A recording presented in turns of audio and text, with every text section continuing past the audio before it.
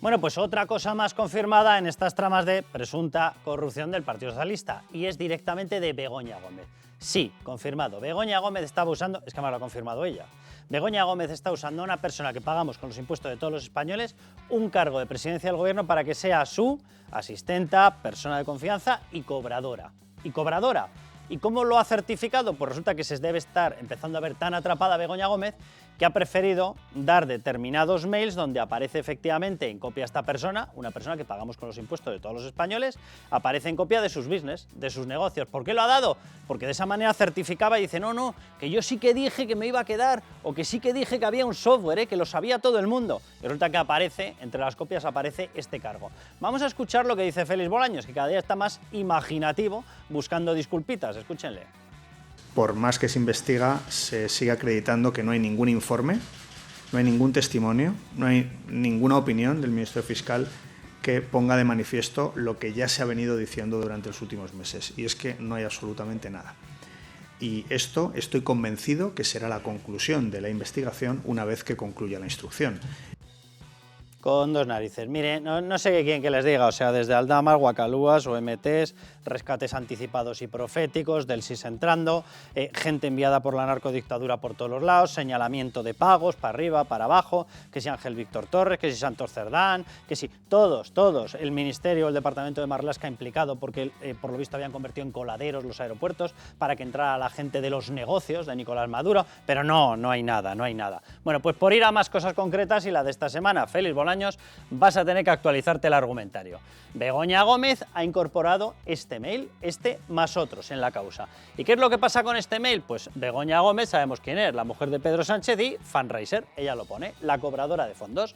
Begoña Gómez Fernández, fundraiser. Ahí está, ¿a qué se dedica? A cobrar fondos. Muy bien.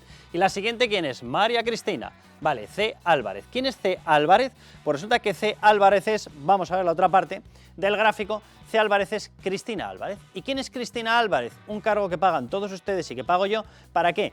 ¿Para que esté de cobradora? ¿Para que esté de persona asistenta de los negocios de Begoña Gómez? Evidentemente no. ¿Quién es esta persona? Directora de programas de la Secretaría General de Presidencia del Gobierno. Por cierto, un pequeño detallín. Cristina Álvarez estaba tan preparada para este cargo que ¿saben de dónde viene?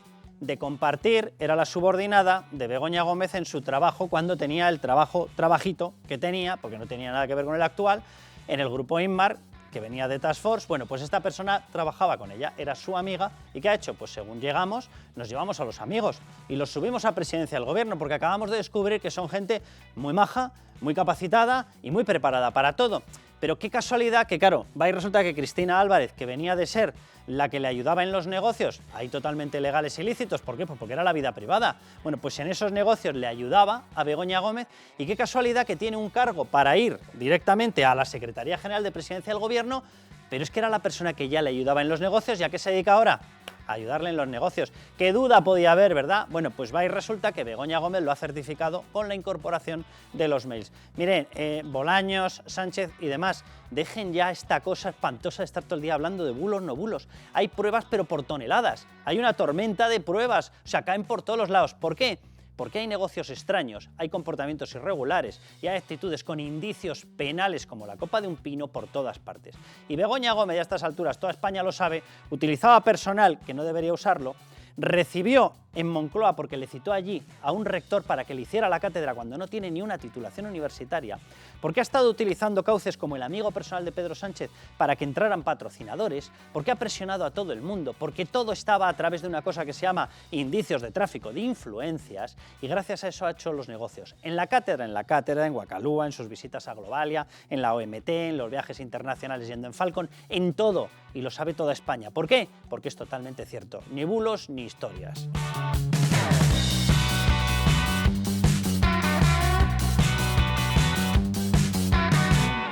¿Me siento indefenso? Sí, también entiendo o quiero entender que en este momento yo creo que cualquier cosa que me pudiera pasar a mí o a mi familia va a apuntar al gobierno del presidente, es obvio y está claro. Entonces entiendo que en este momento no me va a pasar nada, pero sí es obvio que conociendo a los personajes, pues me tendré que cuidar muy mucho en un tiempo más adelante, no ahora. Pues en estas estamos, ¿qué quieren que les digan? Aldama, una persona que está acostumbrada a estar en tramas, vamos a decirlo abiertamente, en narcotramas, vamos a decirlo de una forma más llana, porque él estaba en conexión directa con Delcy Rodríguez, en conexión con un montón de empresarios, que son de los empresarios que acceden al sistema que ha establecido esa dictadura asesina, narcodictadura asesina, en Venezuela, de Nicolás Maduro, Delcy Rodríguez, que era la amiga íntima de esta persona, de Aldama. Y el mecanismo habitual es que te pago con petróleo. Vayan ustedes cuadrando determinadas piezas de este puzzle, ¿verdad? Una licencia para Villafuel, había que meter petróleo, este tipo de cosas. Pagan con petróleo y pagan con petróleo por determinados negocios. Bueno, pues es lo que hay. Y se dedican, y de hecho tienen constituido uno de los mayores clanes, el clan de los soles, de droga de todo el planeta. Bueno, pues una persona que estaba acostumbrada a tratar con semejante cosa, y casi prefiero ni calificarla, porque si no, no acabamos y me caen 36 querellas, resulta que en estos momentos tiene miedo de otra trama, de la que hay aquí. O sea, imagínense de lo que estamos hablando. Gran respuesta, que luego lo vamos a ir viendo, gran respuesta del Gobierno y del Partido Socialista. Es que es todo mentira. ¿Cómo le pueden dar credibilidad? Oiga, señores, ¿cómo le dieron credibilidad a ustedes? Que lo metieron en todo. En los contratos de mascarillas, él. En el rescate, él. En Guacalúa, él. En la visita con la mujer del presidente del Gobierno de San Petersburgo, él. En todos los negocios de Venezuela aquí, él. En las conversaciones a través de la propia Delcy con referencia al propio Sánchez, él. Perdón, que nosotros le damos credibilidad. ¿Y qué le han dado a ustedes? ¿Qué le han dado a ustedes? ¿Qué le han dado? ¿O eran de los que recibían? Bueno, Sandra León. ¿Qué tal? ¿Cómo estamos? Os hago una primera pregunta, te hago una primera pregunta, ahora voy contigo. ¿Tú crees que el miedo que tiene es un aviso precisamente para que los focos se pongan en él y de esta manera evitar algo? Lo digo porque ha recibido 3 balazos. Luego vamos a ver las fotografías en una de las ventanillas de su coche. ¿Vale? Raúl, ahora te pregunto a ti, Raúl Vilas, bienvenido. Hola. Pero quiero haceros la pregunta directamente. ¿Creéis que lo está fingiendo o creéis que efectivamente tiene un miedo a que le pase algo? Yo no creo que lo esté fingiendo. Yo creo que podemos discutir si todo lo que dice es verdad, si es mentira, si se guarda cosas o no se guarda, pero yo sí creo que el miedo es fundado y además cuando uno tiene miedo, pues es verdad que cuando lo pronuncia en voz alta y pone sobre aviso es una manera de protegerse, ¿no? Porque al final, efectivamente, como él bien decía, si ahora mismo le pasara algo, todo el mundo iba a apuntar al gobierno, con lo cual, pero, o sea, yo creo que es gravísimo. Estas declaraciones son gravísimas en el sentido de que imagínense qué hubiera pasado si estas declaraciones las hace alguien de otro gobierno, ¿no? Es que casi te lo venden como si fuera una mafia. No, es certificar que nuestro gobierno se ha convertido en parte de una mafia. Eso es, pero por eso digo que creo que es importante valorar estas declaraciones, el que alguien pueda hablar así en estos términos y sobre todo porque, como tú decías, no es un personaje que haya aparecido de un día para otro y que quiera hacernos ver que es que estaba en todos los ajos. No, es que hay pruebas de que estaba en todas las salsas, ¿no? Que es el perejil de todas las salsas, como decíamos. Con lo cual, la credibilidad, como decías tú, se la han dado ellos y que ahora este señor diga que tiene miedo de lo que le puede pasar y que, bueno, que ahora mismo no, porque sería muy evidente, pero que conociendo a los personajes, es que a mí la frase me parece de verdad para enmarcar, tendrá que tener cuidado de aquí a un tiempo, yo creo que es lo suficientemente grave como para que tomemos conciencia del gobierno que tenemos. Raúl, quiero que veamos, antes de que entremos en detalle, esa fotografía, porque ha habido gente que ha puesto en duda la famosa noticia de que es que había sido tiroteado el coche. Me voy a levantar y lo voy a señalar porque hay un detalle importante en esta fotografía que quiero que todos ustedes vean. No sé si se aprecia con claridad, pero se ve el reflejo de quién está sacando la fotografía en la ventanilla del coche. Esta persona que sale aquí, esta cabeza, se llama Víctor y se apellida Aldama.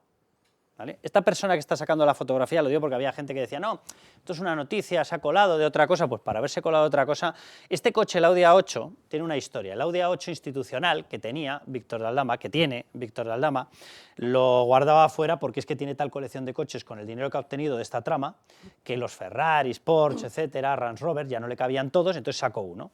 ¿Cuál sacó? El Audi A8. El Audi A8 es un vehículo institucional. Lo que ha dicho Aldama, que es el filtrador de esta noticia, como puede quedar certificado viendo su reflejo en la fotografía, lo que ha dicho es que este coche es el que utilizaba para llevar a un tal Pedro Sánchez a determinadas citas, negocios, etcétera, para que no quedara registrado por el Servicio de Protocolo de Moncloa. Por eso el coche es un coche institucional, por eso es un Audi A8, por eso va blindado. Y aquí lo que pueden ver es el impacto de una, dos, tres, que parece que son calibre 22, de los balazos que le pegaron como advertencia, lo tenía fuera, en la calle, en una de las mejores zonas de Madrid, por cierto, muy cerquita de la mansión que pagaron para Delcy. Muy cerquita, qué casualidad. Y le pegaron 3 balazos en una ventanilla blindada como advertencia de cuidado que las cosas van en serio. Esto fue como una semana antes de que fuera llevado a Soto del Real, detenido y puesto preso en prisión preventiva en Soto del Real por la trama que está relacionada de hidrocarburos de 182 millones. Por cierto, un día hablaremos y le dedicaremos un espacio. la trama no la descubrió Hacienda. Es curioso, ¿verdad? O sea, si a nosotros se nos cae un tornillo sin desgravar, viene Hacienda. Una trama de 182 millones en el IVA no lo descubrió Hacienda, lo ha descubierto la UCO a raíz de investigar otra trama. Bien, un saludo, señora María Jesús Montero, a ver si entre filtrado y filtrado de datos de novios de, ¿vale?, se dedica a lo que se tiene que dedicar. Raúl, ¿de qué estamos hablando? Está saliendo mucha información, evidentemente se está apuntando ya al presidente del gobierno y en medio ocurren cosas como 3 balazos en pleno centro de Madrid. Claro, es que es compatible que tenga miedo realmente y que luego también diga estas cosas pues para protegerse y por otros intereses, pero el hecho de que lo diga porque le conviene no significa que sea mentira. Tiene razones más que suficientes para tener miedo, la prueba es esta imagen, y es que no es un hombre que no está acostumbrado a tratar con gente peligrosa. Si ha intermediado entre un cártel criminal como el de Venezuela, porque Venezuela no es una dictadura al uso, no es ni siquiera una dictadura comunista totalitaria al uso que se financia con el narco, no, es que es al revés, es una organización, o sea, se ha sustituido el Estado por una organización narcocriminal, y este señor intermedia entre Venezuela y España y otros incluso países, a nivel político, por cierto. Sí, a todos los niveles. O sea, han analizado desde posicionamientos de Borrell en la Unión Europea, de todo. Con Georgia y digamos, con gente de Lampa a nivel internacional, que no es una persona impresionable. Y como decía Sandra, es muy importante la frase con estos personajes, porque lo dice de manera espontánea. Se ve que ahí no está haciendo un papel ni interpretando. Y que de manera espontánea alguien que está acostumbrado a tratar con este tipo de gente se refiera al gobierno o a la trama española como estos personajes, que cuidado, pues es que estamos hablando de cosas muy serias. Vamos a ir analizando lo que atemoriza judicialmente, de lo que ha dicho Aldama, lo que atemoriza judicialmente a Pedro Sánchez. Y lo que por rebote evidentemente se convierte en el propio temor de Aldama de que pueda acabar ocurriendo. Pero vamos a comenzar. Primero de los cortes, Aldama diciendo que le está llamando delincuente Pedro Sánchez cuando resulta que tiene imputaciones que parece que han llovido en la casa de los Sánchez. A mí me llama delincuente un señor que tiene a su mujer imputada, a su hermano imputado, a su segundo del gobierno imputado, a su jefe o asesor imputado y no dimite. No lo sé, que venga Dios y lo vea. Bueno, dirá Sánchez, ¿para qué va a venir Dios si ya estoy yo, ¿no? Pero bueno, vamos a ver más cortes, porque quiero que vean también Aldama diciendo que le aseguró a Delcy que tenía todas las garantías. ¿Por qué? Porque se lo había dicho Sánchez. Pero no solamente asegurado por el señor Ábalos, sino asegurado por el señor Marlaska y asegurado entonces por la que era ministra de Exteriores. Y obviamente a sabiendas del presidente.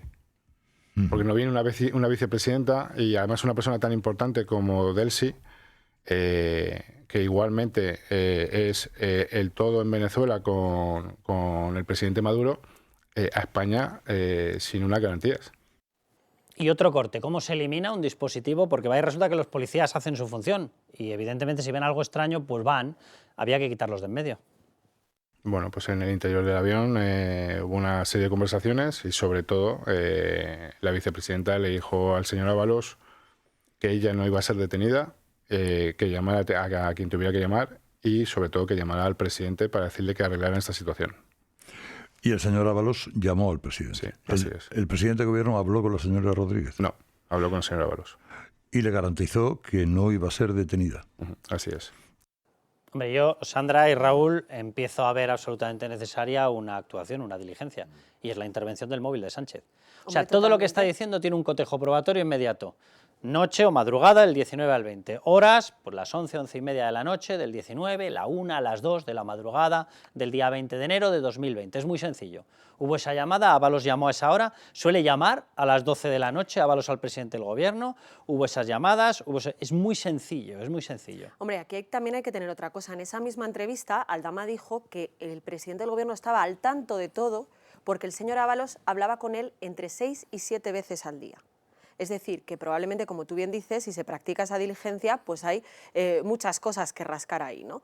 Y habría cosas que se dirían, obviamente, por escrito, por mensaje. Bueno, claro, unas cosas por mensaje, otras por llamada. También es verdad que, bueno, lo hemos visto, ¿no? Como cuando le contó lo de Delcy y el presidente del gobierno, que tampoco es tonto, pone bien. O sea, perdóname por la aclaración, pero claro, me estoy empezando a imaginar el carcajeo, el cachondeo que se tenían que traer en Marruecos con el espionaje al móvil del presidente. O sea, no es que lo tuvieran atrapado por algo, es que lo tenían atrapado por todo, todo. Pero es que eso es importante, porque claro, ¿por qué este señor Aldama tiene que tener miedo o por qué tiene esa sensación, tiene ese temor? Porque es que, como hemos dicho antes, estaban todas las tramas. Hay que tener en cuenta que esta persona lo sabe todo del caso Delcy, un caso sobre el que hay todavía muchísimas dudas. Vale, que nos ha dicho, él ha dicho que no había las 40 maletas como se dijo, qué tal, pero hay cosas que sabe y que se está guardando. Lo sabe todo de todo el negocio de Globalia. Nos ha dicho que habló con Begoña Gómez del rescate de Europa. Es verdad que él dice en un primer momento que en ese encuentro en San Petersburgo no, pero dice ahí no. Es decir, en otro momento sí. Ahí no habló de Air Europa, lo cual podría tener sentido porque efectivamente parece que ese fue el primer encuentro. Yo no sé si el primero o el primero sentados, con tiempo para hablar, es decir, donde parece que establecieron las bases, vamos a llamarlo, de una amistad duradera. Pero si te das cuenta, él dice ahí, en ese momento no, dando a entender que luego que después, sí. Obviamente que y luego sí, además vamos. Ahí cuenta una cosa con lo de San Petersburgo que a mí me hizo mucha gracia el cómo lo cuenta esa noche y cómo dice, bueno, estábamos tan a gusto que hubo un momento en el que Begoña Gómez le dijo a sus escoltas que se fueran, que les dejara con nosotros. Por eso ahí empieza una estrecha relación en la que, bueno, pues habrá que indagar qué pasó, ¿no? Fuentes bien informadas aseguran que una de las bombas que está por ahí oculta, en el disco del Tera, en los 2 discos duros, es precisamente, como les llamaba, una relación duradera en San Petersburgo, bueno, que comenzó. Bueno, pues apuntan a que evidentemente se entró más en detalle de qué se pudo hablar en esa noche, ¿no? Las noches de San Petersburgo. Las noches, sí. En cuanto a la credibilidad de un delincuente, me gustaría comentar 2 cosas. Primero, los que le dan credibilidad, o al menos consideran que su declaración tiene indicios de ser verosímil, a lo mejor no en todo, pero sí en buena parte, son el juez Pedraz y la Fiscalía, que ambos que lo han dejado en libertad por colaborar con la justicia, con el informe favorable a la Fiscalía. Creo que ni Pedraz ni la Fiscalía forman parte de una conspiración de togas fascistas. Sí. Y cualquiera sabe que tú no puedes ir a un juzgado e inventarte una historia de vaqueros, que todo sea mentira y que te van a creer y te van a dejar en libertad por colaboración con la justicia. Eso por un lado. Y por otro lado, aquí ya estamos como siempre con la doble vara de medir que siempre aplica la izquierda en todo y en los casos de corrupción en particular. ¿No eran delincuentes el Bigotes y Correa? ¿No utilizaron las declaraciones del Bigote y Correa para destrozar la vida de Francisco Camps, por ejemplo?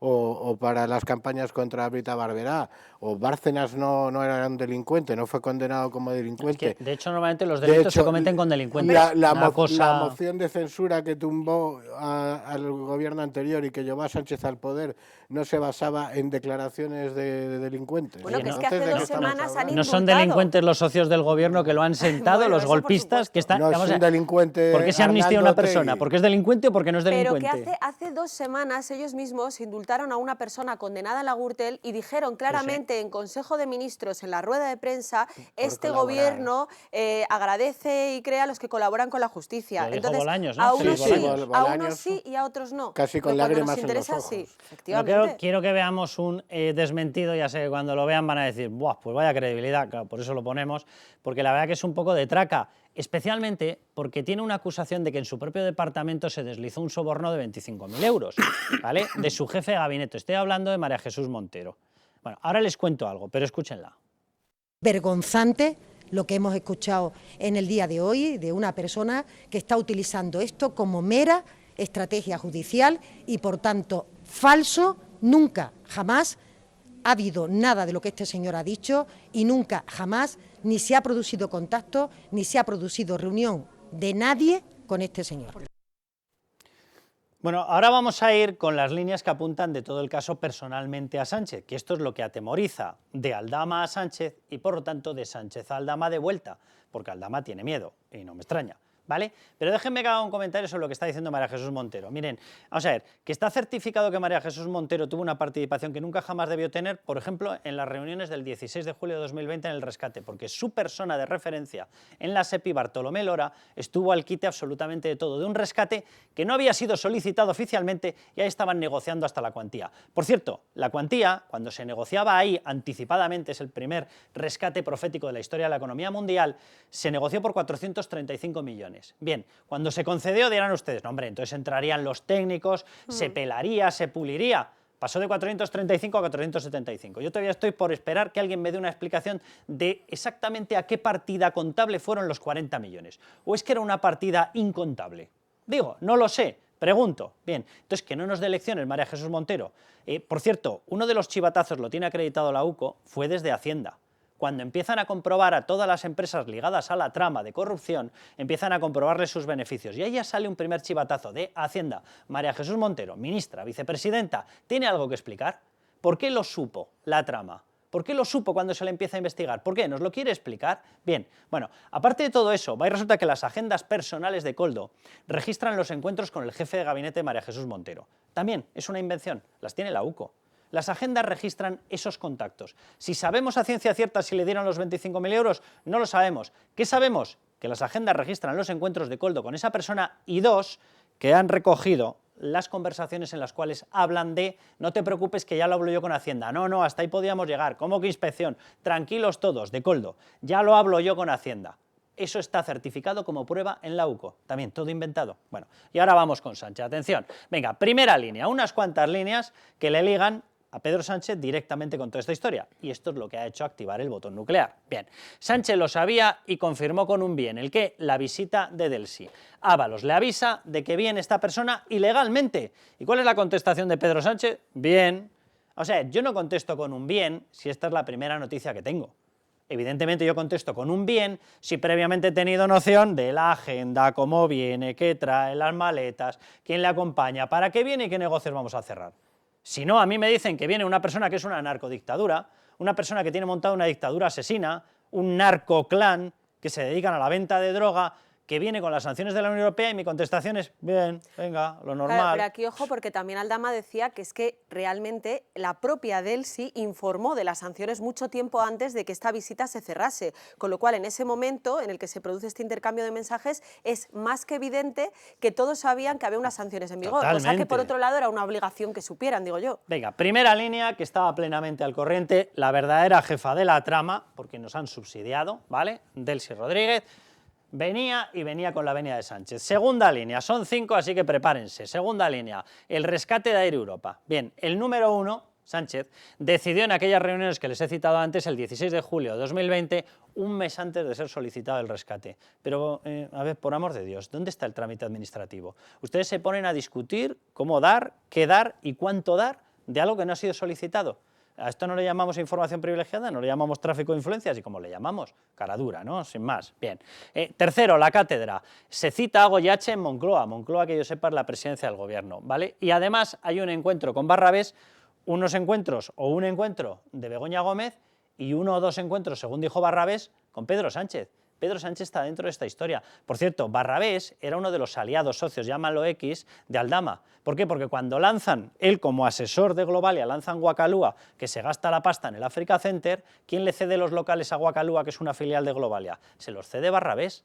Y uno de los asesores en ese momento, resulta que era Víctor de Aldama. Es decir, todo está conectado y Víctor de Aldama tiene esa información. Cuarta línea, pleno conocimiento de la relación con Venezuela, al 100%. Cuando le dijo Pedro Sánchez a Víctor de Aldama aquello de sé perfectamente lo que estás haciendo y te doy las gracias, ¿a qué se refería? ¿A qué se refería? Porque desde el inicio la trama lleva el componente venezolano. Les explico muy rápido cómo es esta historia. Venezuela nos ofrece ser los imbéciles que estemos contribuyendo desde la Unión Europea a parar las sanciones que podrían librar a la gente en Venezuela de morir, ¿vale? Lo digo de una forma bien llana. Bien, ¿y a cambio qué hace? Regar de negocios y regar de dinero. Esta es la trama. ¿Y Aldama qué es lo que hace? De introductor de Delcy. ¿Y quién ha vigilado todos los negocios? Una narcodictadura, Nicolás Maduro y Delcy Rodríguez. Por eso tenía la relación de confianza que tenía Víctor de Aldama. ¿A qué le da o a qué le dedica este mensaje Pedro Sánchez? Sé perfectamente lo que estás haciendo, porque toda la trama Toda la trama está filtrada desde Venezuela. ¿Le daba las gracias a otra cosa? ¿A que le había prestado las llaves del Avespino? Bien.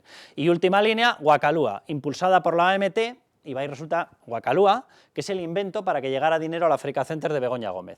Impulsada por la OMT, que la ampara como hub internacional de turismo. Qué bonito, vamos, que le metían en los chanchullos de la OMT y de la ONU por todas partes. Vale, y va y resulta que la OMT, Zurab Pololikashvili, que es el secretario general, oye, venía justo de recibir, por cierto, el mismo mes en que se crea Guacalúa, venía de recibir una sede gratis de Pedro Sánchez por 75 años, más una cartera entera de 24,4 millones para reformas. Por cierto, nosotros en Libertad Digital hemos mirado el contrato. El contrato incluía todas las reformas. ¿Para qué eran los 24,4 millones? ¿Para reformas sobre las reformas? ¿O reformo que me lo reformo?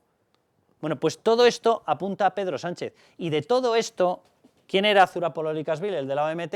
El amigo y socio personal de Víctor de Aldama. De todo tiene información Aldama. Claro que está temblando el gobierno, no te fastidia. Y no es por Ábalos, y no es ni siquiera por María Jesús Montero. No, no, es por un tal Pedro Sánchez. Y todo esto, realmente, nada ha sido desmentido. Cero. Porque lo que hace María Jesús Montero no tiene ningún valor, realmente, porque no, ella hace un desmentido ad hominem. O sea, dice, todo es mentira porque lo dice Aldama. Y entonces ya entramos en una cuestión de fe. Aldama no hay que creerlos y ellos sí. Pero cuando desmientes algo, tienes que desmentir hechos, no tienes que desmentir, no tienes que entrar en la credibilidad o no de la persona que denuncia los hechos, sino ir a los hechos concretos y con datos desmentirlos y aportar una explicación alternativa. Y eso no lo ha hecho el gobierno de nada, de ninguno de estos puntos. Y no lo va a hacer porque probablemente, o sin probablemente, porque seguramente no puede. Claro, Sandra, para terminar este bloque, ¿cuántas declaraciones han rechazado ya? Cristina Álvarez, la asesora esta estrella que se ha encontrado, que por cierto la trajo de su empresa, para disimular que no venía para hacer sus business. Sí, la asesora de Moncloa, que este viernes tenía que comparecer en el Congreso, en el Senado, perdón, en la Comisión de Investigación. Y silencio total. Y ha dicho que no. La ley del silencio. Begoña Gómez ya ha tenido 2 leyes del silencio. Pedro Sánchez, ley del silencio. Si están desaprovechando, esto no es un argumento mío, es un argumento que utilizó el Tribunal Superior de Justicia de Madrid y dijo, oiga, no nos hablen de indefensión cuando se les están dando todas las oportunidades de defenderse y ustedes se están negando a defenderse. ¿Por qué todo el mundo está callado? Porque todo el mundo está callado por lo obvio, ¿no? Porque no quieren meter la pata y porque no pueden desmentir nada. Pero a mí me ha parecido muy significativo el silencio de la asesora de Begoña Gómez, porque tenía que comparecer en el Senado en la Comisión de Investigación y como le ha recordado el Partido Popular, oiga, usted cobra dinero del Estado. Usted lo menos que puede hacer es dar explicaciones aquí sobre su labor, la labor que le pagamos todos los españoles. Yo no digo que entre a valoraciones personales, a hacer interpretaciones de lo que sabe o de lo que no sabe, pero cuando le estamos haciendo preguntas, porque algunas eran simple y exclusivamente, oiga, ¿a usted qué funciones le asignaron y qué funciones hacía? Ese tipo de preguntas, una persona que cobra, insisto, del bolsillo de todos los españoles, tiene que responderlas. Y si no la responde es porque hay otros intereses, o es porque hay otra orden superior, o es por alguna cosa que desde luego no pinta nada bien. Porque te tienes que callar. Pues bueno, vamos a ir al siguiente bloque. Vamos a hablar con Perdiguero. Le quería haber metido en este bloque, pero bueno, como en el siguiente, a ver, las tramas de corrupción de los Sánchez Gómez, Gómez Sánchez, son tan amplias que no pasa nada. Como vamos a hablar de David Sánchez, pues lo metemos ahí. Hablamos con él y hablamos también con un abogado de cuál es su situación, con Sergio Santamaría, porque empieza a ser insalvable. El informe de la UCO, recién alumbrado, recién parido, lo que nos ha dicho es que el cargo que estaba dotado no era el de este señor, que el cargo era, perdón, lo digo literalmente, para una persona que tocara el piano y abriera la biblioteca. Este señor ni estaba para abrir la biblioteca ni tocaba el piano. Resultado, ¿qué han traído? Pues han traído al hermano, claro. ¿Y qué es lo que dice el informe? Que no hay por dónde pillarlo.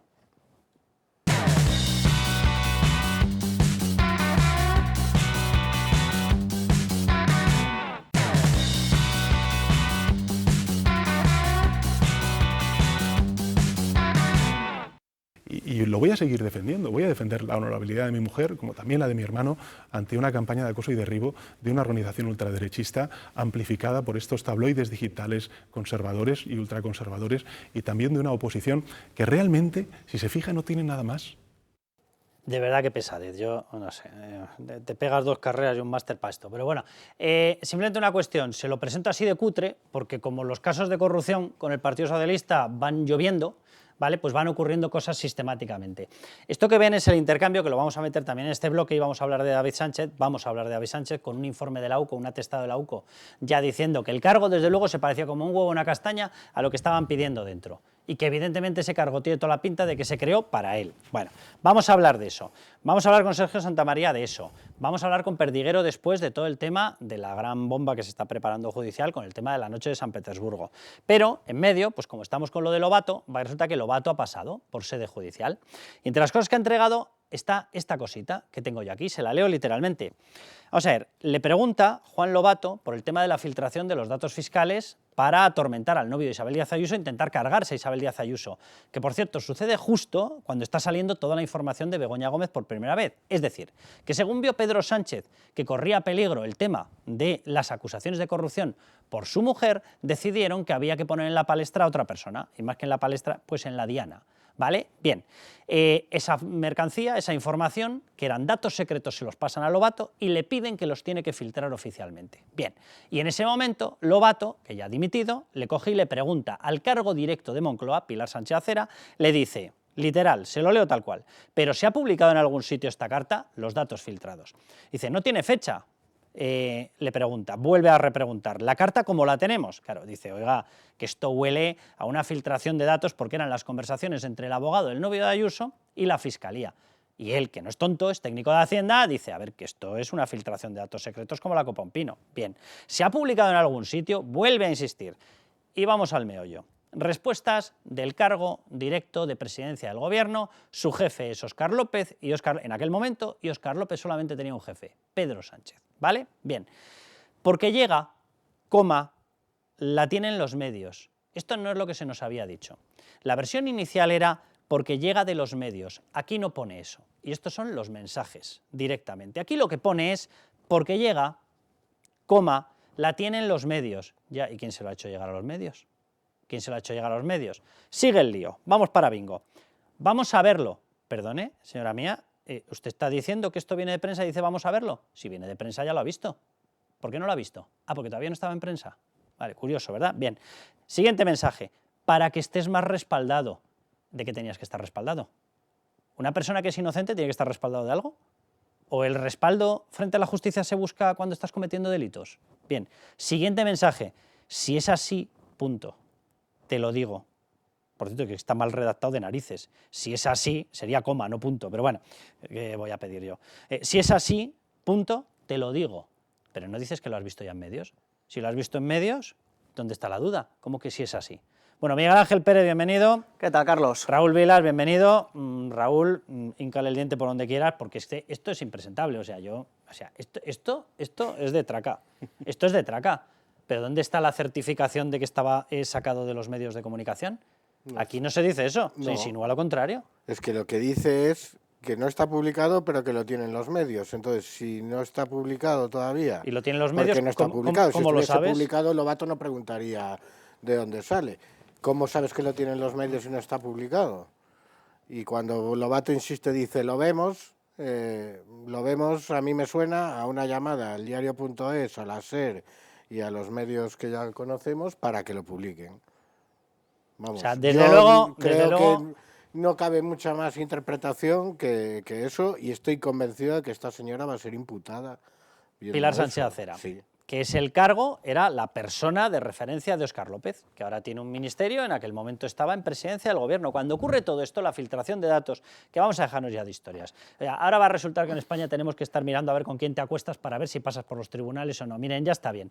Begoña Gómez no está por ser la mujer del presidente. No. Begoña Gómez está imputada por 4 delitos por haber hecho negocios utilizando la influencia presuntamente de su marido, no por ser su mujer. Vamos a dejarnos de tonterías. Bueno, la gran diferencia con Alberto González Amador, el novio de Isabel Díaz Ayuso, es que él se decide que su caso, que era una disputa con Hacienda, va a pasar a ser delictivo y además, porque nos da la gana, la Fiscalía lo denuncia, y porque nos da la gana te filtramos las conversaciones que están protegidas por secreto, porque era el novio de Isabel Díaz Ayuso.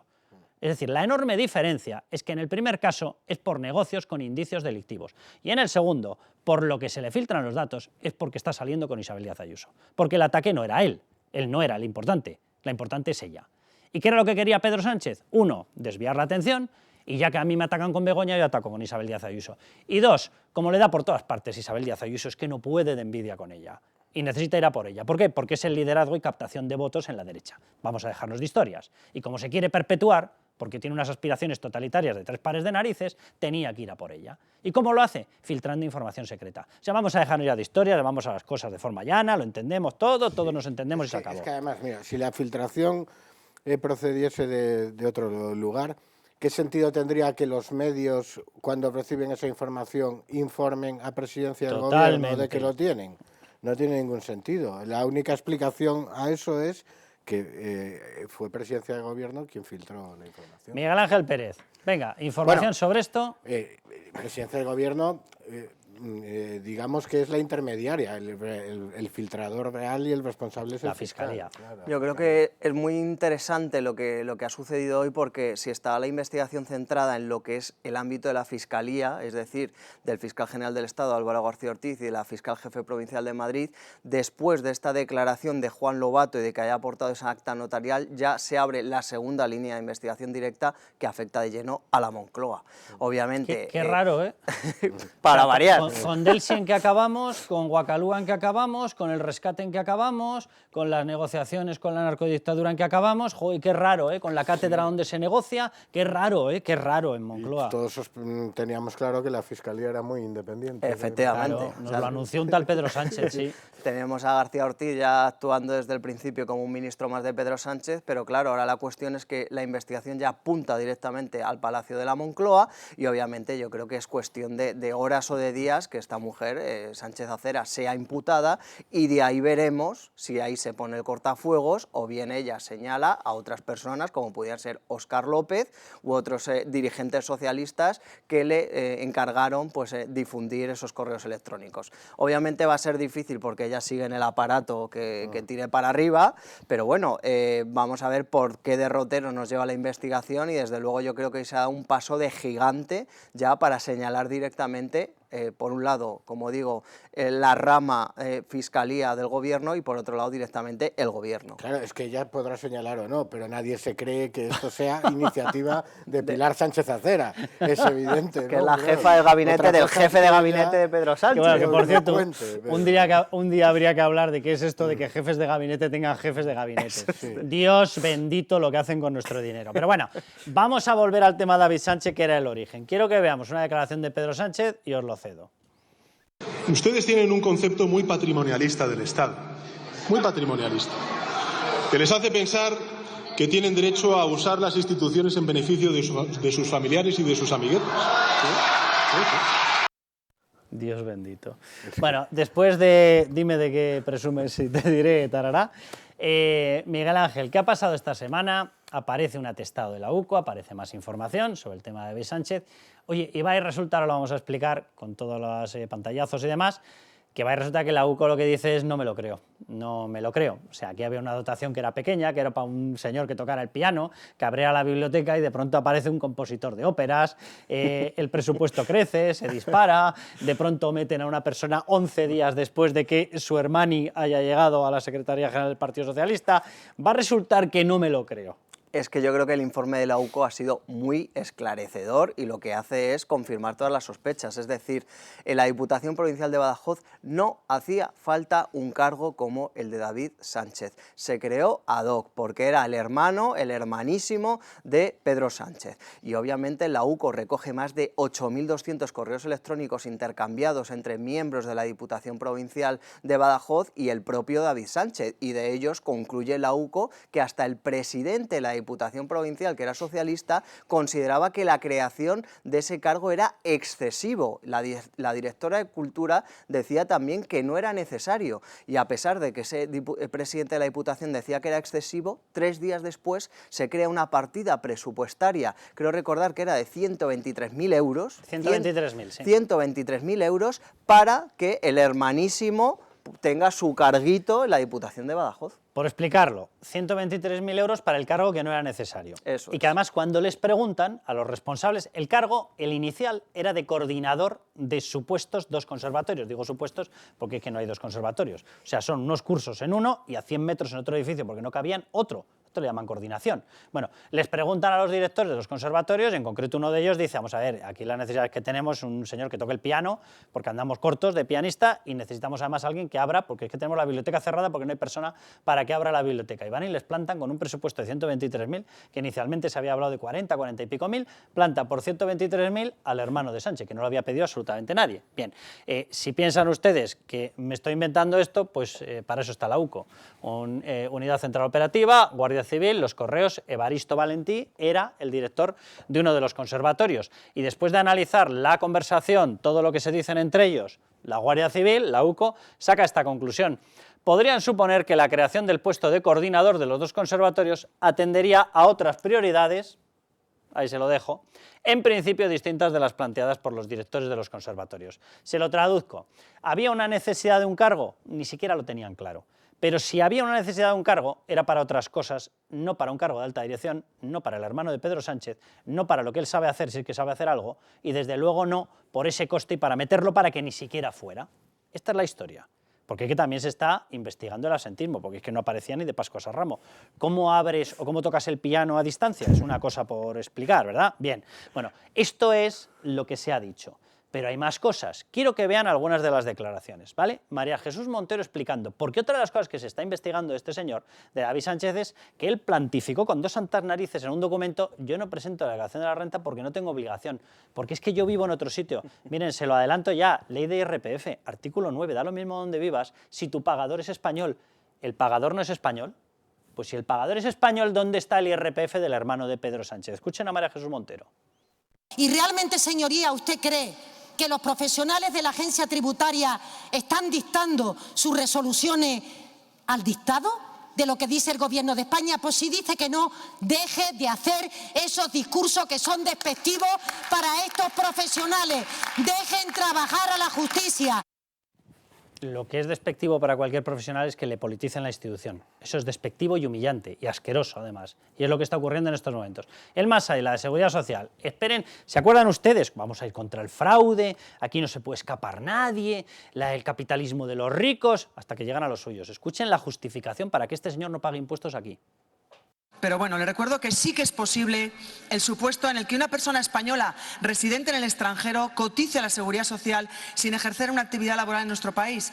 Sería muy provechoso, se lo aseguro, señora Díbar, que volviese a prestar más atención a la normativa de la Seguridad Social, que fue sin duda objeto de su estudio concienzudo en la oposición.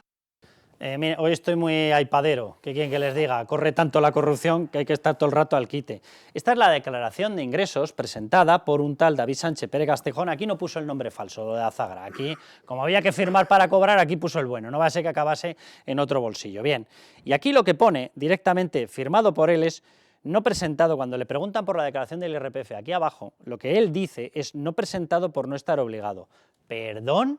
No presentado por no estar obligado, con dos santas narices. ¿De dónde cobraba usted? Usted cobraba de España. ¿Cómo que no está obligado? Pero claro, la pequeña cuestión es que esto había estado ocurriendo desde el año 17. Los periodos de inspección, por si ustedes no han sufrido a la agencia tributaria, yo sí, Dios bendito, gracias Cristóbal Montoro, muchas gracias, no sirve de nada tener la ley a favor. No, si llega una persona como Cristóbal Montoro, olvídense. Bien, si no han sufrido ya se lo explico yo. Los periodos funcionan por 4 años. A los 4 años te chequean 4 años atrás, ¿vale? ¿Por qué? Porque es el plazo de prescripción. Muy bien. Del año 17 más 4 a mí me da 21. En mi pueblo da 21, a primera de la mañana y a última hora de la noche. Muy bien. ¿Dónde está la inspección? Esto es del 22, ¿vale? Seguimos para bingo, ¿verdad? Estamos en el 24. 2 actuaciones tendrían que haber caído. No ha caído ni una. O sea, a mí que él la intente colar, ya es vergonzoso que el hermano la intente colar. Que no haya habido inspecciones, a mí o me lo explican, o yo de verdad, ¿de qué estamos hablando, señora María Jesús Montero? Esto es el respeto a los profesionales, porque ya le digo yo que los profesionales de la agencia tributaria, si pueden, van a por él. Aquí la gran pregunta es ¿qué ha pasado? ¿Nadie se dio cuenta de esto? Porque lo puso negro sobre blanco, escrito. Él puso, yo no tengo la obligación de presentar la declaración. ¿Ah, no? ¿Y usted qué presenta? ¿La tarjeta para colarse en una fiesta o qué? Bueno, vamos a hablar con Sergio Santamaría. Sergio, ¿cómo estás? ¿Qué tal? Muy bien, Carlos. Un saludo a todos. No sé si estás sobreimpresionado, sobrecogido, cogido, se lo dejo para otros. Sí, es sobrecogedor, efectivamente, sí, sí. Todo lo que está Te veo que estás preparado para una cosa que ya hemos anticipado, así que te voy a preguntar primero por David Sánchez y veo ahí que pones delito de revelación de secretos, con lo cual luego te pregunto por qué está ocurriendo con el tema, exacto, con el tema del novio de Ayuso. Pero vamos primero con el tema de David Sánchez. La UCO ha dicho que esto no le huele a un cargo creado por requerimientos técnicos, que tendría otras motivaciones. El cargo, que es verdad que estaba dotado previamente, casualmente muta, y muta justo para que 11 días después de que Pedro Sánchez llegue a la Secretaría General, 18 de junio del año 2017, casualmente el elegido 11 días después de que él llegue a ser el jefe de todos los socialistas y la Diputación de Badajoz es socialista, casualmente se lo dan a él. ¿Tú cómo lo ves? A ver, yo lo veo con toda claridad. Esto es un caso, bueno, pues muy claro y meridiano de clientelismo político.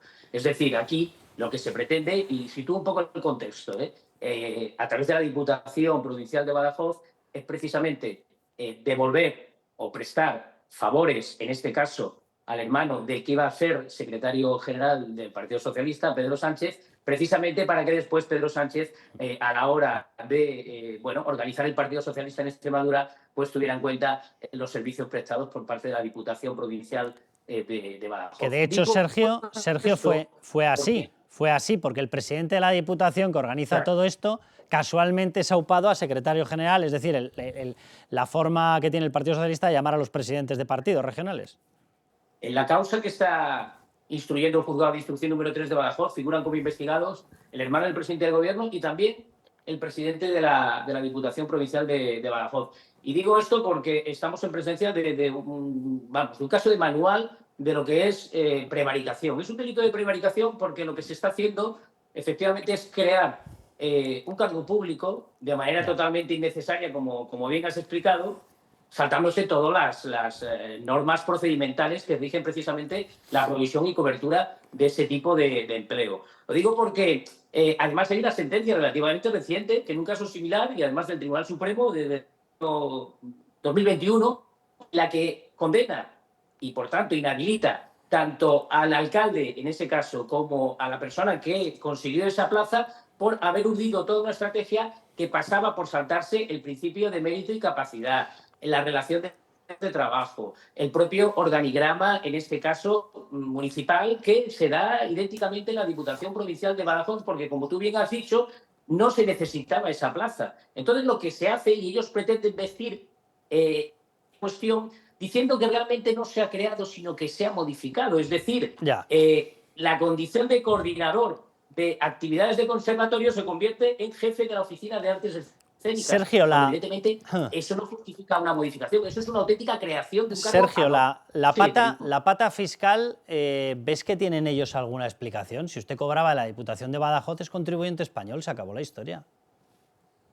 Yo creo que ahí, efectivamente, no hay vuelta de hoja. En el momento en que se reciben rentas, en este caso, pues eso, un sueldo como cargo público por parte de una institución española, usted tiene obligación de tributar por esas cantidades como todo hijo de vecino. Por tanto, yo creo que ahí también la cosa está clarísima. Estamos, ya digo, es un caso de libro, de lo que es una prevaricación que afecta fundamentalmente, en este caso, a la persona, en este caso, a los responsables de la Diputación Provincial de Badajoz y al hermano de Pedro Sánchez, que de alguna forma prepara toda esta situación para acceder y mejorar su retribución económica, no cumpliendo, por otra parte, con ninguna o casi ninguna de las obligaciones laborales que implicaba precisamente la asunción de ese cargo. Sergio, muy rápido. Es un caso bastante evidente. Muy rápido, que si no nos vamos a quedar sin tiempo. El tema famoso de la filtración de secretos. O sea, aquí había una cosa, de pronto deciden que una comprobación fiscal, que una disputa con Hacienda del novio de Isabel Díaz Ayuso tiene que saltar a causa penal. Casualmente, el día que se presenta la denuncia, por cierto, es el día siguiente, o el mismo día, no me acuerdo ahora exactamente, 21 o 22 de febrero, de la detención de Koldo. Qué casualidad, ¿eh? Casualidades de la vida socialista. Pero ahora estamos hablando de que se filtran datos para poder montar un caso mediático. ¿Aquí tú crees que puede acabar habiendo condenas? ¿Crees que el caso se eleva directamente a Moncloa por revelación de secretos? Todo dependerá de lo que hagan los actores secundarios en todo este procedimiento. Valga decir que el Tribunal Supremo está llevando a cabo una instrucción bastante ágil y, por tanto, veremos a ver cuál es el posicionamiento procesal que adopta en este caso la jefa de gabinete en la actualidad del ministro Óscar López, porque evidentemente queda en evidencia, y tú lo has relatado muy bien con esos correos. Yo creo que evidentemente se va a ampliar el catálogo de personas investigadas y, en función de lo que vayan declarando los distintos intervinientes e investigadores, veremos a ver si alcanza a la persona del presidente del gobierno. Yo quiero dejar claro una cosa, porque yo creo que ilustra mucho también la filosofía que rodea a toda esta cuestión. Estamos en presencia, Pedro Sánchez, de un auténtico Maquiavelo, en el sentido de que para él el fin justifica los medios. Lo que pasa es que Pedro Sánchez, que creo que muchas veces no lee demasiado, olvida que solo si los fines son legítimos, los medios también lo serán. Y evidentemente aquí no hay fin legítimo alguno, porque lo que se pretendía era acabar con el adversario político, en este caso con Isabel Díaz Ayuso, y evidentemente los medios a los que han recurrido son claramente delictivos. Aquí las conversaciones de WhatsApp que se mantienen entre la jefa de gabinete de Óscar López y el propio Lobato, lo que pone de manifiesto es que estamos en presencia de actos preparatorios de la comisión de un delito de revelación de secretos. Lo habéis explicado muy bien, porque está plagado de contradicciones. Entonces, lo que pasa es que, como tú también bien has dicho, se da cuenta de la encerrona y dice, ojo, que al final, al que llevan para adelante... Voy a salir corriendo que al final me fusilan a mí. Es lo que ha debido pensar Lobato. Sergio, Totalmente, es así, es clarísimo. Muchísimas gracias y un abrazo muy fuerte. A ti y un abrazo para todos. Adiós. Bueno, quiero que veamos, y os pido un comentario muy rápido y final, porque quiero pasar al tema famoso de San Petersburgo, de las risas, las carcajadas que se pegan algunos cuando les preguntan por este tema. Miren, miren. Eso no es cierto. No se ha creado ningún puesto. Ha conseguido un puesto a través del correspondiente procedimiento. Para nada. Algo que tiene que ver con el Conservatorio de Música, vamos. Era un concurso, ¿no? Sí. Aquí la pregunta es, ¿cuál es el problema? ¿Ser hermano? ¿Concursar a un puesto? ¿No emigrar? Porque claro, hay muchas posibilidades, pero ¿cuál es el problema? Es lo que tienen que definir. Así reaccionaba hace tiempo. Hombre, vamos a ver, con el nivel de filtrado que tiene Ábalos, claro, que considera que Jessica 20 minutos tenía derecho a 2 puestos públicos, no me extraña que le resultase de lo más normal todo esto, hasta irrisorio, sí, no me extraña. Pues sí, a pesar de las carcajadas de esta gente que no conoce la vergüenza, por lo que se ve, a mí, si nos ceñimos al aspecto del nepotismo, del enchufe, me parece incluso más grave el caso de David Sánchez que el de Begoña Gómez, porque Begoña Gómez es verdad que utiliza la Complutense para sus negocios y para forrarse, pero a la Complutense realmente no le supone ningún coste. Digamos, la Complutense no tiene que traer recursos que son necesarios para otras cosas para la cátedra de Begoña Gómez, pero es que aquí estamos hablando del Conservatorio de Badajoz, que tiene unos recursos muy limitados. La izquierda que se llena siempre la boca con lo público. Y la cultura. Y aquí lo que vemos es porque el señor Sánchez tenía el capricho de vivir en Badajoz, por las razones que sean. El señor Sánchez, el hermano, David. El hermano, sí. No es que el Conservatorio de Badajoz sacase una plaza y se enchufase porque existía una necesidad y se enchufase al hermano de Sánchez por ser hermano de Sánchez. No, es peor todavía. O sea, se crea una plaza innecesaria cuando había otras necesidades en el Conservatorio de Badajoz, que es la manera que tienen los ciudadanos y los niños de Badajoz de acceder a la educación musical, lo público. Se crea y entonces se dejan de cubrir las necesidades para satisfacer el capricho de este señor. Y claro, y luego tenemos que ver, como veíamos antes, que Sánchez diga es que solo tienen esto en la oposición. Es que no hace falta más, Sánchez. Es que ya no voy a entrar ni siquiera en lo de Begoña. Que solo el asunto del hermano es motivo para que dimita. ¿Cómo que solo tienen estos? ¿Qué más quieres? Lo de solo tienen esto... Y que le parezca poco también delata la idea que tiene del poder este tipo, que realmente le parece normal hacer este tipo de cosas. Oye, lo de solo tienen esto, teniendo en cuenta los que estamos aquí en esta sala, ¿cuántas horas nos estamos teniendo que meter para ir contando todo lo que sale, por Dios? Estamos como la UCO que no damos abasto, Carlos. Miguel Ángel, rapidísimo. Rápidamente, a mí me ha llamado la atención ver a Ábalos otra vez cuando era el escudero de Pedro Sánchez, ¿no? Cuando tenía confianza, ¿no? Exacto, porque ahora ya es como el ser repudiado y tal y cual, pero ahí cómo dominaba la puesta en escena, cómo defendía dominaba al hermano, los tiempos, cómo defendía Pedro Sánchez al hermano. ¿Y qué pasa? Sí, total. Sabemos si ya estaba Jessica allí. Eran otros tiempos. ¿Y qué pasa? ¿Y qué pasa? Eran pues un otros cargo tiempos. para el jefe. ¿Y qué pasa? Sí. Bueno, muchísimas gracias a los dos. Ya me perdí, ya no sé quién os quedáis, quién no. Miguel Ángel, yo creo que tú te quedas. Yo me quedo. Viene Sandra, que vamos a hablar de San Petersburgo.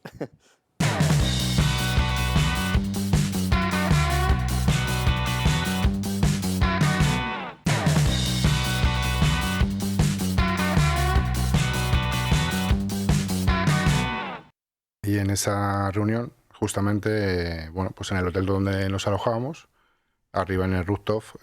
Una noche estuvimos con ella, Javier Hidalgo, otras 2 personas que estaban con ella y yo. Y bueno, para hacerle recordar a la señora Begoña Gómez, porque luego dirán que es mentira también lo que digo, hubo un momento en que ella manda a sus escoltas a la habitación y se queda con nosotros. Pues nada, ¿qué quieren que les diga? Me pillan aquí, que sigo mirando el iPad, luego les contamos más mensajes de los que están saliendo, de esas conversaciones. Lobato, Pilar Sánchez Acera, ¿qué quieren que les diga? Se confirma todavía más lo de la filtración. Es que directamente hay una coordinación en la que le van diciendo, porque lo va preguntando Lobato, por cierto, Lobato, lo vas preguntando tú. Tú sabías perfectamente dónde había salido esto, ¿vale? Lo digo aquí por la historia de héroes y santos. Sí, héroes y santos los justos. Bien, ¿a qué hora sale? No, a las 11. A las 11 ya habrá salido todo el mundo con ella, pero te aviso cuando salga. Esto le responde a pregunta de Lobato, le responde la enviada de la Moncloa. Te aviso cuando salga. Luego pone la noticia del plural y acto seguido pone ya está. Ejercicio de agudeza visual / Barrio Sésamo, Coco y Triqui. ¿Cómo sabía que iba a salir? ¿Cómo sabía a qué hora iba a salir? ¿Cómo estaba coordinada para que saliera y reenviarlo? Quizás porque lo habían enviado ellos. O sea, si no, ¿cómo se sabe? Yo voy más allá, Carlos, porque si te das cuenta hay un momento determinado en el que ella se interesa por saber la hora exacta a la que Lobato tiene que comparecer. Entonces a mí lo que me da la sensación es de que está buscando, a ver, ¿a dónde tengo que presionar y cuánto tengo que tirar para que, a qué hora lo tienen que publicar, ¿no? Como, ¿cuándo tengo que dar la orden de que lo publiquen para que te llegue a tiempo? O sea, yo estoy convencida de que ahí hay un interés por parte de Pilar Sánchez Acera de tener atados todos los cabos para que efectivamente salga, porque si no saben que Lobato no se va a lanzar a la piscina sin poder tener una coartada. Dios bendito cómo estamos. Si tienen alguna duda de la veracidad del mensaje, aquí les presento el mensaje público el mensaje. Yo, de verdad, esto es de traca. Pero bueno, Miguel Ángel Pérez, que también sigues con nosotros. Luego vamos a hablar con Perdiguero, le vamos a preguntar también por esto, porque se empieza a certificar, por lo menos desde luego a nivel indiciario, clarísimamente un delito de revelación de secretos. Vamos, que como estaban pillados con el tema Begoña, Globalia, Trama, Coldo, Ábalos, el de la moto, etcétera, etcétera, etcétera, decidieron vamos a fabricar una historia para taparlo. Y oye, si la historia pasaba por el río de Isabel Díaz Ayuso, pues mejor que mejor. Vamos contra la persona a la que más odiamos y encima montamos una algarada de mucho cuidado a través del novio, culpándole de cosas, y así tapamos el tema de Begoña. De verdad, o sea, de vergüenza. Si alguien quiere una prueba, una constatación de que estamos más cerca de Venezuela de lo que nos pensamos, que mire 2 cosas: el trato con la trama de Delsi, es decir, de Coldo, Aldama y demás, y lo que está pasando con las instituciones. Esto es dejar a la población sin protección del Estado de Derecho. Esto es lo que ocurre en los totalitarismos. Yo hago contigo lo que me da la gana. Esto es la Stasi. Entro en tu casa, filtro lo que me da la gana, lo utilizo, te desacredito y ya está. Y hago lo que quiero, porque la cuestión es permanecer en el poder. Bueno, Miguel Ángel, aquí vamos a hablar también de la noche de San Petersburgo. Aldama ha ido más allá, ha vuelto a decir, yo tuve mi primer encuentro y lo tuve precisamente en esa noche, en la noche de San Petersburgo. Va a haber información en nuevos informes de la UCO, va a haber, porque hay, lógicamente es uno de los momentos, y Aldama está diciendo, hasta el momento está diciendo que aunque fue como asesor de Air Europa Globalia, que él en aquel momento no habló, pero dice en aquel momento. ¿Después de San Petersburgo se habló? Bueno, lo que está claro, Carlos, es que a mí fuentes del caso lo que me dicen es que va a ser clave la estrecha relación entre Begoña Gómez y Javier Hidalgo en toda esta historia. Es decir, estrecha relación, no estoy insinuando salseo rosa, no. Estamos hablando de expresiones que aparecen y son utilizadas por la UCO. Efectivamente, su relación, su estrecha relación en el marco de este caso va a ser clave. Y obviamente lo que está claro es que estaban muy cercanos ambos y que, claro, como decía Aldama el otro día en la Audiencia Nacional, si resulta que Begoña Gómez acudía a las reuniones con la ministra Teresa Rivera en relación o en representación a Guacalúa, y Guacalúa era la filial de Globalia, estamos hablando de que aquí hay un todo. Esto es un todo y Begoña Gómez era Guacalúa, y Guacalúa es Globalia, Globalia es Javier Hidalgo, con lo cual yo creo que la parte de Begoña Gómez no ha hecho nada más que comenzar, y Víctor de Aldama obviamente está recabando mucha documentación y muchas pruebas, porque le ha enfadado, a mí lo que me llega es que le ha enfadado enormemente que Begoña Gómez se haya sumado a la demanda del Partido Socialista cuando de Begoña Gómez en la declaración dio 2 pinceladas. Y ha sorprendido que de repente Begoña Gómez también esté en el encabezamiento de esa demanda que han metido Pedro Sánchez, Begoña Gómez, Santos Cerdán y otros ¿Complejo de culpabilidad quizás? complejo de culpabilidad, conocimiento de causa. Bueno, vamos a ver 2 cortes más de Aldama hablando de esto. El primero sobre Wacalúa, que cuidado, Wacalúa es una filial de Globalia. ¿Por qué Wacalúa luego entra en contacto con el Africa Center de Begoña Gómez? Tic-tac, tic-tac. ¿Se habló en algún momento del rescate de Europa? No, ahí no. ¿En otro momento sí? Sí. ¿Tenía que ver con el patrocinio que Europa realizó de alguno de los cursos de la señora Gómez? Bueno, tenía que ver más con Wacalúa que con la Europa. Y Wacalúa era Globalia. Volvemos a lo que estaba indicando Miguel Ángel Pérez. Sandra, otro corte y te lo paso para ti porque habla de que, por supuesto que ha tenido... Pongan en mente y recuerden una frase de Pedro Sánchez. Pedro Sánchez, Félix Bolaños, Pilar Alegría, todos ellos dicen ¿cómo le podéis dar credibilidad al Aldama? Hombre, porque está cotejado y confirmado por todas las pruebas que lleva recabando la UCO, quizás por eso, ¿no? Pero y sobre todo, ¿somos nosotros los que le damos credibilidad o son ellos que les metieron con una trama dentro de todo Moncloa y Begoña Gómez? ¿Conoce usted a la señora Begoña Gómez? Sí, claro. He estado con ella en varias ocasiones. ¿Alguna de ellas en la Moncloa? No.